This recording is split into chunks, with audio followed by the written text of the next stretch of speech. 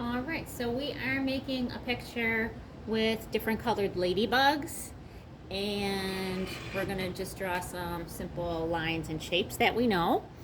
So we're gonna start in the center here with our first circle for a ladybug.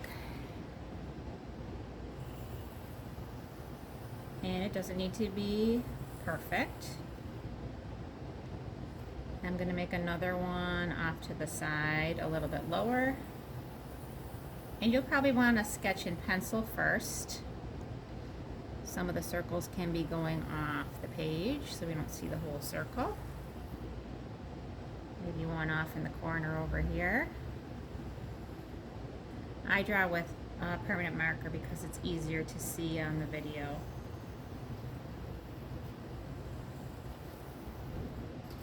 And then my ladybugs were facing different directions. So the first one, the eyes are on this side.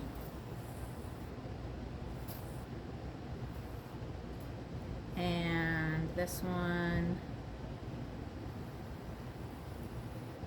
they were kind of looking in this way.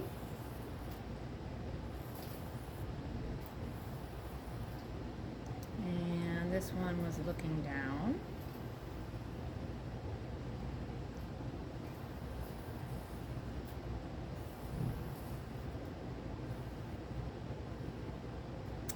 And this one was also looking down.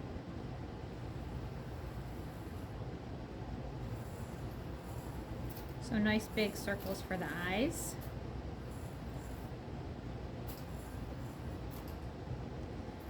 And then this one was also looking in.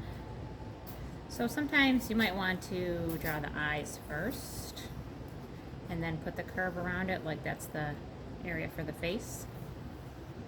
Or just draw the curve first and then the eyes. Okay, so I've got my basic outline for my ladybugs. I'm going to use Kwik Stix tempera sticks, and I'm just going to outline around all of those.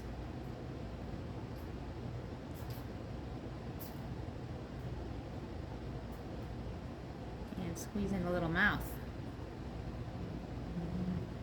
on each one.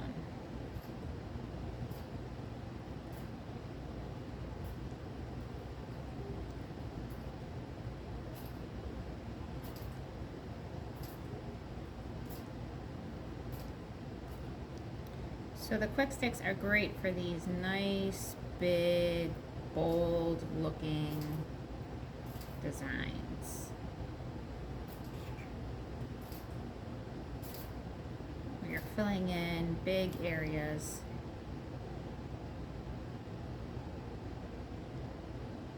And if you're trying to squeeze something in, like the smile, in a little tiny spot, it can be more tricky. Or you just maybe try to get the edge of the paint stick.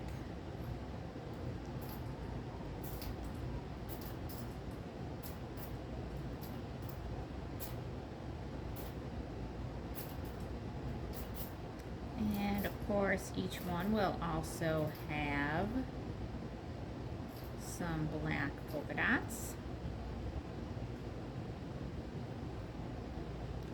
Now, of course, you could do all your ladybugs red if you wanted to. I give them also the little insect legs. So I was saying you could make them all red if you wanted to. I just thought it would look more interesting if we had more colors in our picture. I love using all the colors of the rainbow in my artwork.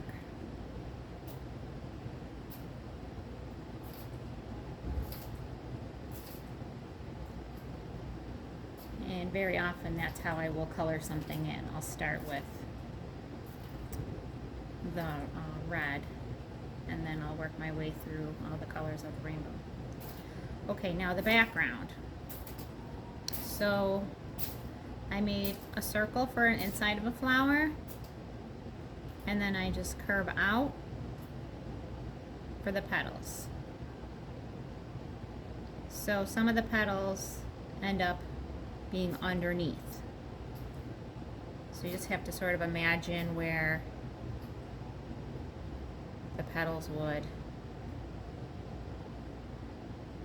finish off. And reconnect back into the center of the flower. So in the big areas in between the ladybugs, that's where I will make my flowers and my petals. You might want to switch back to your pencil for this step, just until you get everything planned out where you want it to go and how big you want your flowers to be. But I've had practice drawing this already, so it's a little easier for me not to have to use pencil again. And then my leftover spaces, I added in some leaves. So you could make it look like the leaves are sort of connected to the flowers if you wanted to, or not. They could just be sort of randomly placed in whatever leftover spaces you have. But again, now the leaves are probably underneath the flowers even, so they're not going to overlap the flowers, and they're not going to overlap the ladybugs. So that, again, could be kind of tricky.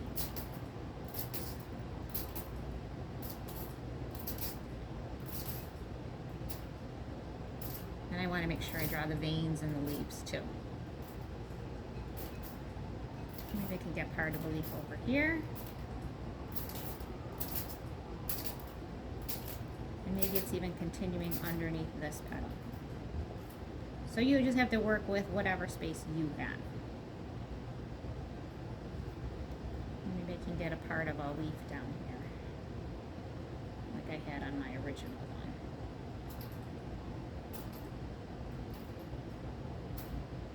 Okay, and then I would just go ahead and use my other art stick colors to color in.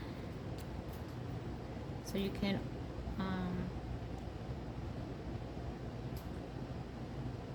try to work around your black lines. If they do overlap a little bit, usually you can still see your black lines.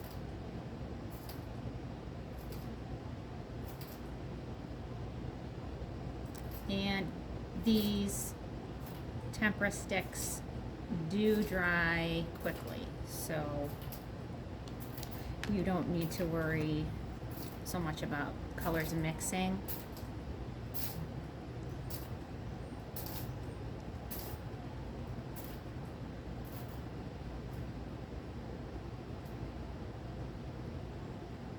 So if I even go right on top of that black with my yellow, I'm still seeing my black clearly, and my yellow is not dirty.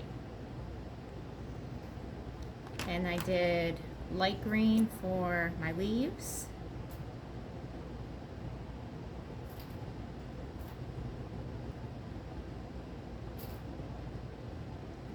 And I did dark green in the spaces between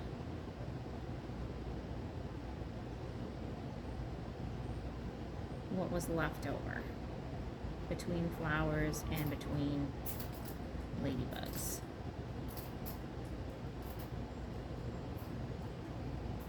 All right, and good luck finishing up yours.